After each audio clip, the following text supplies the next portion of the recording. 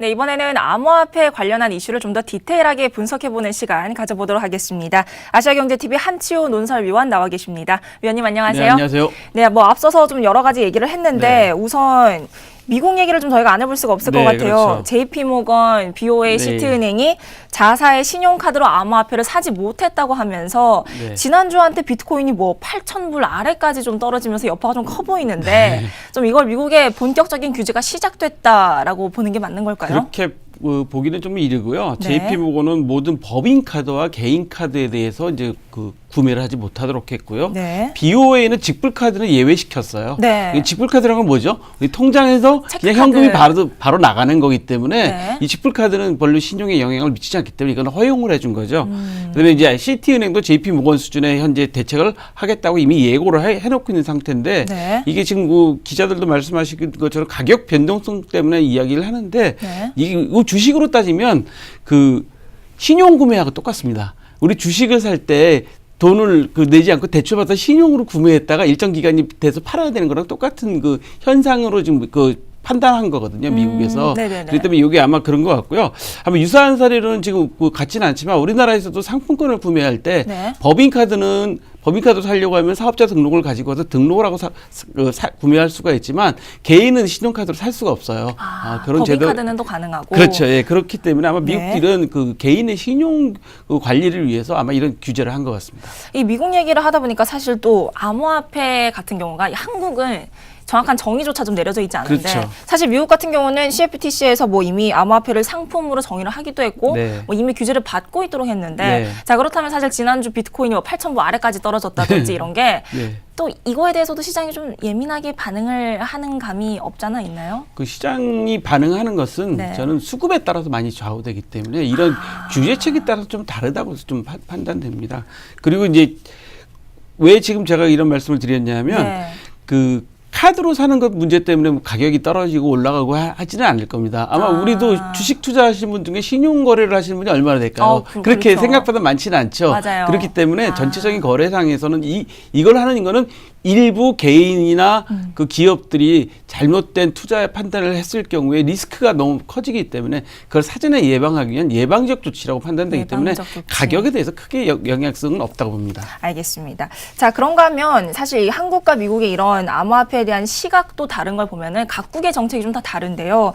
곧 있을 G20 재무장관 회의에서 좀 국제적인 규제에 관한 논의가 있을 거라는 얘기가 나오고 있는데 이렇게 되면 좀 통일성이 생길 걸 예상을 하는 건가요? 전 세계 정부가 갖고 있는 사항은 고민은 다 공통적인 것 같아요. 첫 번째로는 이제 보안 문제가 걸려 있죠. 거래소에 대한 보안 문제. 계속 이번에도 일본도 지금 이번에 거래소가 지금 해킹당했고 우리나라도 해킹당해서 지금 수사 중인 사항도 있기 때문에 거래소에 대한 보안 문제가 첫 번째일 것 같고요. 두 번째는 이제 가격의 변동성이 너무 크다. 주식일 경우에 각국에서 이제 규제를 적당히 하고 있지 않습니까? 그런데 이거는 규제가 없기 때문에 너무 크다. 두 번째로는 세 번째로 범죄에 악용될 가능성이 있다. 실명이 아닌 경우에 거래될 경우에는 범죄 악용이 될 가능성이 높다라는 게 있고요.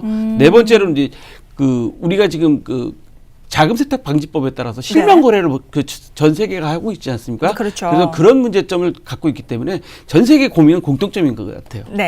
그런 거에 대한 좀 방안이 나올 것이다라고 보시는 건데요. 자, 사실 방금도 실명 거래 얘기를 좀 하셨는데 일본에서 지난주였죠. 이 코인체크 해킹을 당해서 NEM 코인이 많이 이제 좀 잃어버리게 됐는데 그런데 이 코인을 어디로 들어갔는지 도난당한 계좌를 알아도 돌려받을 수가 없다는 게 문제가 됐다고 들었어요, 저는. 이게 왜 문제가 되는 거냐면 NEM 코인이 지금 현재 가 있는 전자지갑은 좀 확인이 되는데 그것은 계좌가 아니라 전자지갑입니다. 쉽게 말씀드려서 우리 강채원 앵커의 지갑에 지금 현재 가 있어요. 가 있는데 그 지갑에 있는 걸 저희가 이 지갑의 주인이 누군지를 모르는 거죠. 전자지갑. 저 지갑에 가 있는데 그 지갑의 주인을 모르는 거죠. 그러니까 이걸 돌려달라고 할 주체가 없는 거예요. 그러다 보니까 이게 지금 실질적으로 회수하기가 상당히 어려운데 기술적으로는 또다시 블록체인을 만들어서 이거를 돌려받는 방법이 있다고 하는데 그렇게 하려면 시간도 많이 걸리고 비용도 많이 들기 때문에 아마 NEM 코인을 발행한 측에서는 아마 이거는 하지 않겠다라고 한 것 같아요. 그런 문제이기 때문에 이게 법적인 문제로 이제 앞으로 이런 문제가 많이 생기게 될 겁니다. 이게 실명이 아니기 때문에 실명일 경우에는 강치현 앵커님 이거 돌려주세요 하면 그렇죠. 되는데 어쩔 수 없이 돌려줘야 되죠. 이 지갑이 누구 지갑인지 모르는 상태이기 때문에 이런 문제가 발생했습니다. 아무래도 뭐 전자지갑과 뭐 이런 실명 거래 간에 그런 좀 차이가 있는 것 같은데, 자 그런가 하면은 또 국회에서 야당 의원이 거래소 합법화를 하자라는 법안을 발의를 했어요. 그런데 금융당국은 또 신규 계좌 개설은 그냥 해당 은행이 판단하게 놔둬라라고 하는데 이게 의견이 좀 어떻게 대립이 되고 있는 건가요, 이게? 지금 현재 그 야당인 자유한국당에서는 모든 거래를 다 풀어주자. 합법화시키자. 이거는 뭐 자유거래 원칙이니까 놔두자는 입장을 가지고 있고 정부나 여당에서는 지금 지방선거를 앞두고 이게 자칫하면 큰 사회적 문제가 될 수 있기 때문에 상당히 신중한 입장이 돼 있는 것 같고요. 아마 이게 여야가 바뀌어서 또 입장이 또 달라졌을 거예요. 그렇죠. 그래서 후발 거래소들은 지금 실명 확인에 준하는 거래를 해야 되기 때문에 계좌를 안 열어주면 우리는 그러면 이건 공정한 경쟁이 아니지 않느냐라는 그 질의에 그 금융당국이 어떻게 이야기했냐면 신규 계좌 거래를 막는 것이 아니다. 그 실명 거래를 확실하게 보장되는 선에서는 그건 은행들이 판단할 문제라고 이제 정의를 해준 거죠.